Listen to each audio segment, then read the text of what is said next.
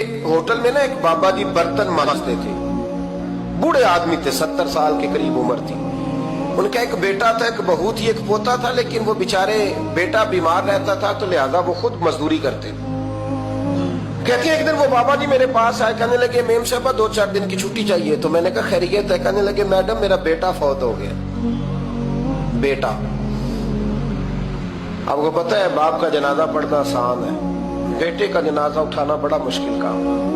कहती है मैं कुछ लिख रही थी, मेरे हाथ से कलम गिर गया। मैंने खुद गाड़ी भेजी, बाबा जी गांव चले गए जहां वो रहते थे। कहती 2-3 दिन के बाद मैं और मेरा शौहर गए तो रास्ते में हम बातें कर रहे थे कि क्या ताज़ियत करेंगे। एक ही बेटा था, कोई रिश्तेदार भी नहीं, तो उसकी तो कायनात उजड़ गई। किन लफ्जों से उसे ताज़ियत क्या कहेंगे। कहते जब हम गए तो वो टूटी हुई चटाई पे बैठा था, कुछ लोग करीब थे। हमने जाके कहा बाबा आप मुसलमान हैं, हम आपको क्या नसीहत करें, एक ही बेटा था, कि किस तरह करके हम आपको तसल्ली दें। तो कहते उसने आंखें खोली, बूढ़ी आंखों में ईमान की रोशनी। कहने लगा बीबी क्या ताज़ियत की बात करती हो, मैंने कोई पैसे जमा करा के बेटा लिया था, खुदा ने फजल से दिया था, अदल से ले गया है। मैं अपने रब के फैसलों पे बड़ा राजी हूं। अल्लाहु अकबर। वो खातून कहती है कि वो बाबा जी से मैंने कहा कि चलो आप 1 महीने की छुट्टी कर ले। तो कहने लगा नहीं मैडम मैं मुसलमान हूँ, मुफ्त की रोटी नहीं खाता, मजदूरी करके खाता हूँ, मैं इंशाल्लाह 2-3 दिन के बाद काम पे आ जाऊंगा। कहती वो चंद दिनों के बाद आ गया। अल्लाह की कुदरत के अभी 2-3 माह गुजरे थे, फिर आया। मैडम छुट्टी चाहिए कुछ दिनों की। मैंने कहा खैरियत है? कहने लगे वो मेरी बहू भी हार्ट अटैक से फौत हो गई। कहते अब मैं भी तड़प गई हूँ और ईसाई हो कि मेरी आंखों में आंसू आ गए। मैंने कहा घर का दरवाजा बंद हो गया, अब ये बेचारा क्या करेगा। वो अपने शौहर के गम में हार्ट अटैक से फौत हो गई। कहते हम फिर 2-3 दिन के बाद ताज़ियत के लिए गए, फिर टूटी हुई चटाई, बूढ़ा ना अपनी उंगलियों से जमीन पर कुछ बना रहा।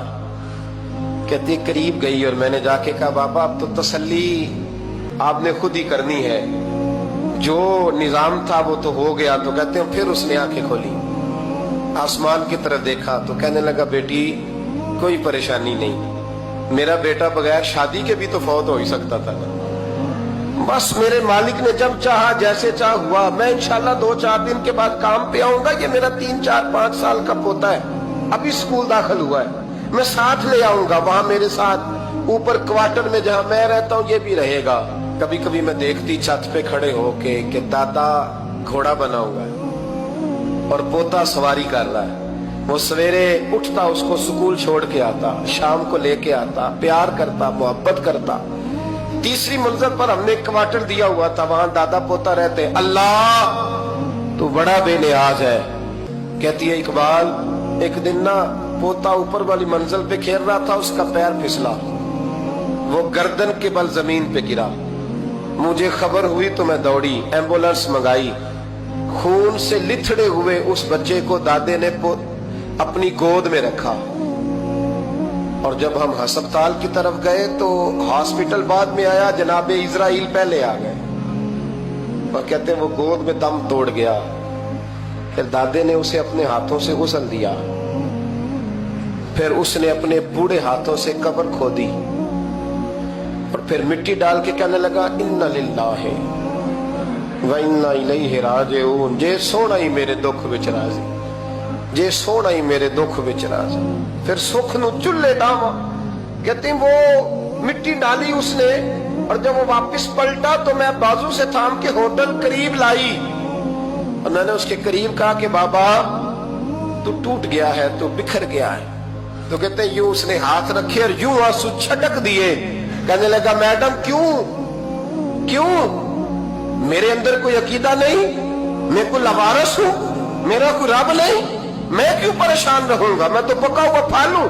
थोड़े दिन गुजरेंगे कब्र में जाऊंगा और जब जन्नत में जाऊंगा तो अल्लाह मेरी बेटे से भी मुलाकात कराएगा, मेरे पोते से भी मुलाकात कराएगा, मेरा रब सारी मुलाकातें करा देगा। मैं अपने अल्लाह की रजा पे बड़ा राजी हूं। वो खातून कहती है मेरा और मेरे शौहर का कलेजा फटने लगा। मैंने कहा बाबा ये जज्बा कहां से मिलता है, ये सुकून कहां से आता है। یہ کیفیت کیسے ملتی ہے؟ مجھے کہنے لگا تو نے لینی ہے؟ میں نے کہا تو کہنے لگا تو بھی گنبد خضرا والے نبی کا کلمہ پڑھ جا، اللہ تجھے سکون عطا کرے۔